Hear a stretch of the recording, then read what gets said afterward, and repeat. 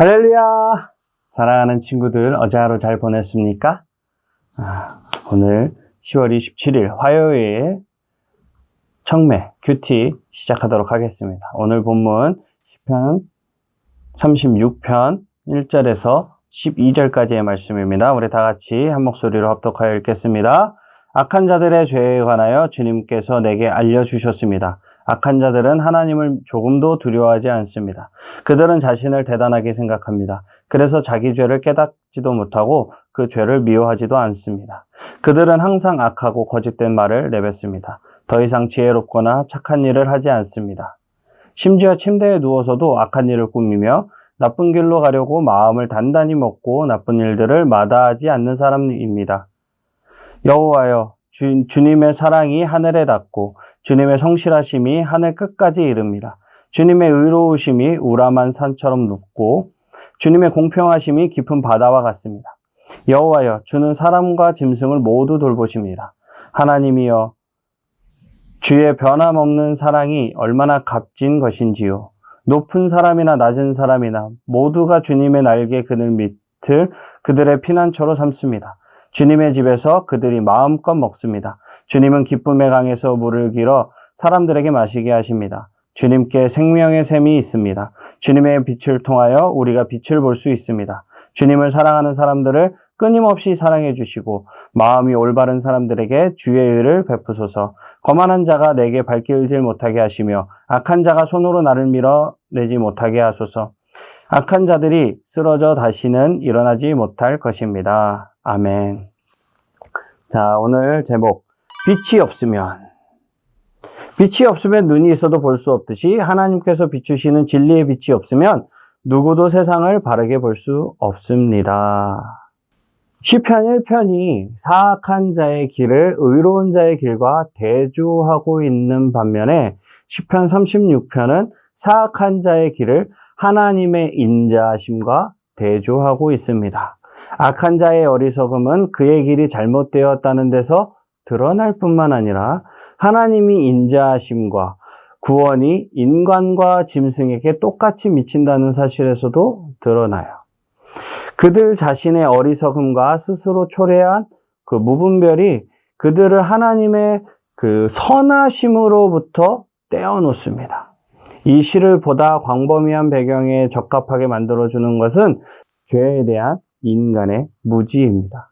사도 바울은 로마서 3장 18절에 이 시편의 1절을 인용하면서 그 인간의 불의에 대한 묘사를 통해서 어느 누구도 하나님의 인자하심을 떠나서는 시편 32편 2절부터 5절에 묘사된 범죄에 속하게 될 것이라는 사실을 입증해 줍니다. 그러나 바울은 믿음으로 말미암은 의를 묘사하면서 복음이 옛 시의 찬양 부분에 나오는 하나님의 인자하심에 부여해주는 새로운 의미를 전개하게 되죠. 자, 그럼 책으로 돌아가서 이해하기 한번 보도록 하겠습니다. 다윗은 악인들의 죄가 하나님께서 비추시는 진리의 빛을 가리고 있다고 이야기합니다. 따라서 악인들에게 눈이 있다 한들 하나님도 세상도 자기 자신도 하나님으로 삼고 멋대로 살아도 괜찮다고 여깁니다. 밤낮으로 악한 일들을 마음에 품고 말하고 행동하며 아무렇지 않게 살아갑니다. 빛이 없으니 어둠 속에서 온갖 더러운 짓들을 벌여도 드러나지 않을 거라고 자랑합니다. 하지만 의인은 하나님께서 비추시는 빛 가운데 살아갑니다.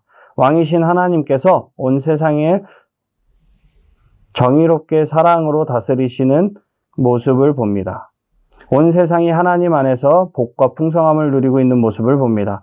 자기 자신이 하나님으로 인해 살아 숨쉬고 있으며 하나님의 은혜 아래 보호받고 있는 모습을 봅니다.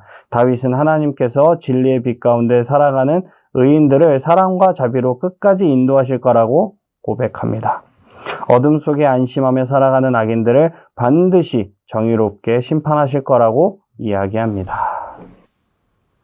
자, 적용하기 볼까요? 하나님은 어떤 분입니까? 하나님은 우리가 온 세상을 제대로 볼 수 있는 진리의 빛을 비추시는 분입니다. 우리는 하나님과 하나님의 말씀 안에서만 온 세상을 제대로 보고 올바르게 살아갈 수 있습니다. 온 세상과 나의 삶을 하나님의 말씀의 빛을 비추어 바르게 보고 살아가고 있나요? 하나님의 말씀들은 하나도 땅에 떨어지지 않고 모두 다 이루어집니다. 그렇게 예수님께서는 인간의 죄를 사하여 주시기 위해 가장 낮은 자리로 오셨어요. 우리는 그 생명의 말씀, 진리의 말씀을 들으며 행하며 이 세상을 제대로 보고 살아가야 하죠. 마태복음 5장 14절에는 너희는 세상의 빛이라 산 위에 있는 동네가 숨겨지지 못할 것이요 라고 말씀하고 있습니다. 그리고 요한복음 8장 12절에는 나는 세상의 빛이니 나를 따르는 자는 어둠에 다니지 아니하고 생명의 빛을 얻으리라 라고 말씀합니다. 하나님의 말씀을 굳게 잡고 세상의 빛을 비추는 우리 청소년부 친구들이 다 되시기를 주님의 이름으로 축복합니다. 아멘. 우리에게 주시는 교훈은 무엇입니까? 악인들이 자기 멋대로 온갖 악한 일들을 저질러도 아무 일 없이 평안히 잘 사는 것 같이 보여도 언젠가 반드시 심판을 받을 것입니다. 악인들이 불의를 저지르며 성공하는 모습을 보고 속상하지는 않았나요? 하나님의 공의가 강물처럼 세상에 흘러넘치기를 소망하며 기도합시다. 악한 사람이 흥하는 것을 보고 속상합니까, 여러분? 이 세상의 것은 잠깐 있다 사라질 것이에요. 우리가 아무리 재물을 많이 쌓았는데, 내가 아무리 좋은 것을 갖고 있는다 한데, 오늘 밤 하나님께서 우리를 데려가시면 그걸로 끝인 것입니다.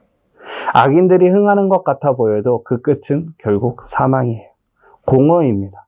우리는 영원한 천국의 소망을 두고 그 하나님께서 계신 그 천국을 바라보고 흔들리지 않는 굳건한 믿음 위에서는, 말씀 위에서는 청소년부 친구들이 되시기를 축복합니다. 아멘. 기도하겠습니다. 은혜와 진리의 하나님, 진리의 빛으로 우리의 눈을 뜨게 하시고 세상을 바라보고 바로 보고 살아가게 하여 주시옵소서. 날마다 우리가 하나님의 진리의 말씀을 가슴에 새기며 묵상하며 주님과 동행하는 삶을 살아갈 수 있도록 축복하여 주시옵소서. 굳건한 반석 위에 집을 짓는 것처럼 하나님의 말씀 위에 우리의 삶을 세워갈 수 있도록 주님께서 함께하여 주시옵소서. 감사드리며 귀하신 예수님의 이름으로 기도드렸습니다. 아멘. 우리 사랑하는 친구들, 내일 이 시간에 다시 만날게요. 안녕!